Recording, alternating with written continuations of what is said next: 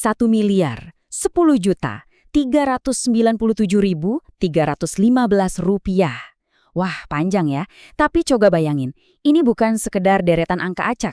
Ini adalah nominal pasti dari sebuah koreksi fiskal awal yang memicu perselisihan finansial yang lumayan serius antara sebuah perusahaan dan otoritas pajak.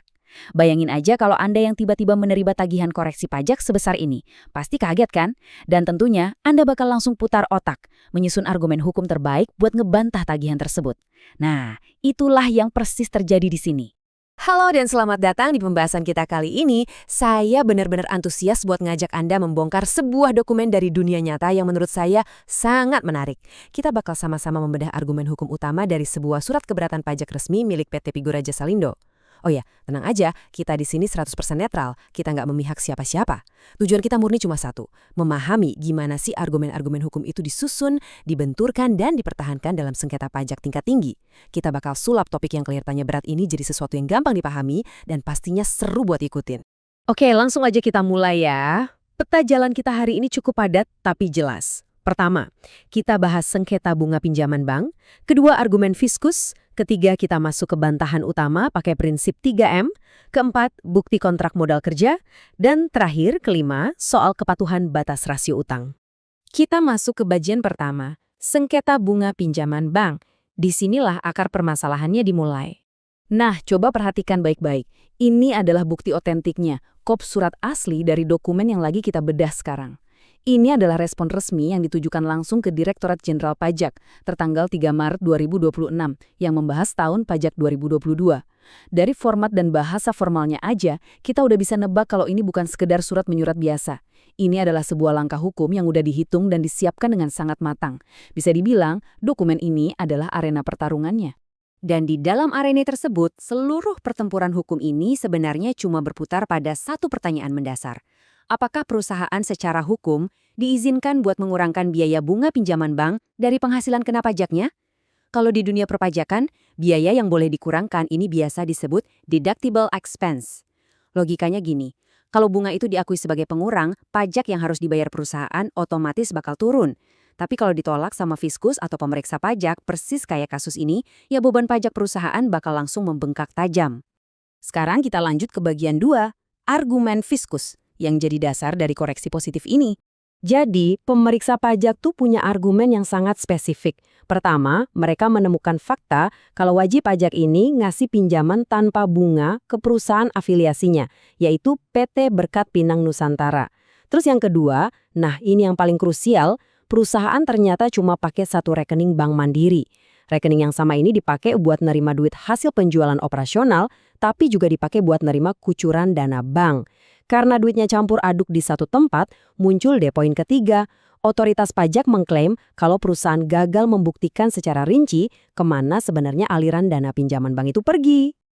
Dan situasi ini benar-benar ngegambarin dengan sempurna apa sih konflik intinya. Di satu sisi, pemeriksa pajak bikin asumsi. Karena uangnya kecampur di satu rekening, mereka menduga dana pinjaman bank itu bocor dan dipakai buat ngebiayain pinjaman afiliasi tadi, yang mana itu bukan objek pajak. Tapi di sisi seberang, wajib pajaknya nggak mau kalah. Mereka berdiri teguh membela diri, ngotot kalau dana pinjaman bank itu murni cuma dipakai buat operasional bisnis mereka. Jadi ini tuh semacam pertarungan sengit antara asumsi aliran dana ngelawan tujuan peruntukan aslinya. Oke, kita masuk ke bagian ketiga. Bantahan utama dari perusahaan, yaitu prinsip 3M. Anda mungkin pernah dengar istilah prinsip 3M. Eits, tapi tunggu dulu, ini bukan kampanye kesehatan soal pakai masker atau cuci tangan ya. Di dunia pajak, 3M itu adalah pilar hukum yang sangat penting, singkatan dari biaya untuk mendapatkan, menagih, dan memelihara penghasilan. Merujuk pada pasal 6 ayat 1 Undang-Undang Pajak Penghasilan, kalau ada sebuah pengeluaran yang memenuhi kriteria 3M ini, berarti biaya tersebut sah secara hukum buat memotong pajak. Nah, ini dia fondasi absolut dan senjata hukum paling utama yang dipakai perusahaan buat mengklaim kalau biaya bunga bank mereka itu berhak banget buat dikurangkan secara fiskal. Coba deh kita perhatiin gimana cara perusahaan ini merangkai surat keberatan mereka. Keren banget loh. Mereka nggak cuma sekedar komplain atau marah-marah nggak jelas, mereka secara formal dan tegas langsung mengutip pasal 6 UU PPH di dalam dokumen tersebut. Mereka menyatakan dengan yakin kalau bunga pinjaman bank mereka itu punya kaitan langsung sama kegiatan usaha. Intinya, mereka mengunci argumen pembelaan mereka pakai regulasi, menegaskan ke pemeriksa kalau beban bunga tersebut udah 100% memenuhi kualifikasi aturan 3M tadi. Lanjut ke bagian 4, bukti kontrak modal kerja. Ini soal peruntukan kreditnya. Nah, apa yang bikin ini makin menarik adalah bukti hitam di atas putihnya. Di sini ada kutipan langsung dari surat penawaran pemberian kredit dari Bank Mandiri yang keluar bulan Agustus 2022. Kontrak ini secara gamblang nyebutin kalau jenis pinjamannya adalah kredit modal kerja. Nggak cuma itu, di situ juga tertulis dengan sangat detail kalau tujuan utamanya adalah untuk membiayai modal kerja usaha perdagangan dan ekspor pinang. Jadi jelas ya, ini tuh bukan pinjaman buat investasi bodong atau semacamnya, tapi benar-benar urat nadi buat muterin roda operasional mereka.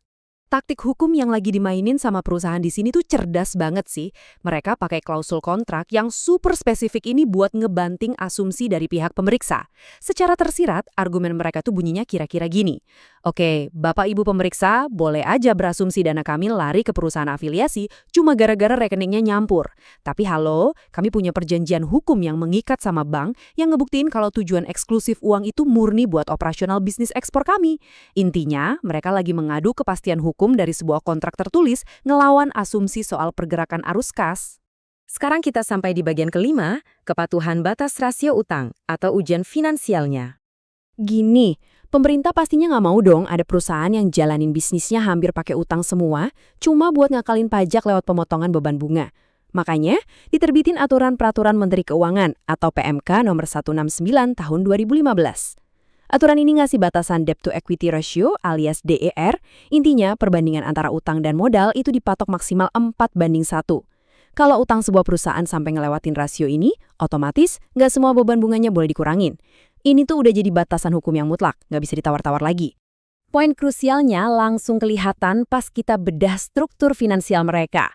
Pemeriksa pajak ngelihat angka-angka yang lumayan fantastis. Saldo utang bank yang naik turun sampai menyentuh angka lebih dari 23 miliar rupiah, belum lagi ditambah investasi dan piutang afiliasi yang nilainya miliaran. Tapi wajib pajak nangkis dengan hitungan yang sangat presisi. Mereka berargumen, biarpun saldo utang dan piutang afiliasi mereka kelihatan kompleks, kalkulasi akhir rasio utang terhadap modal alias DR mereka secara sah masih anteng di bawah batas legal 4:1. Dengan kata lain, mereka bilang, kami patuh penuh kok sama hukum rasio keuangan. Nah, pada akhirnya semua perdebatan hukum yang alot dan adu bukti tadi bermuara di kesimpulan finansial ini. Di titik inilah PT Figura Jasalindo secara resmi nolak mentah-mentah koreksi dari pemeriksa yang ngomong-ngomong pada tahap penelaahan udah disesuaikan jadi sekitar 842 juta rupiah. Sebagai gantinya, mereka nyodorin kewajiban pajak revisi versi mereka sendiri, yang menurut mereka udah paling benar dan patuh hukum.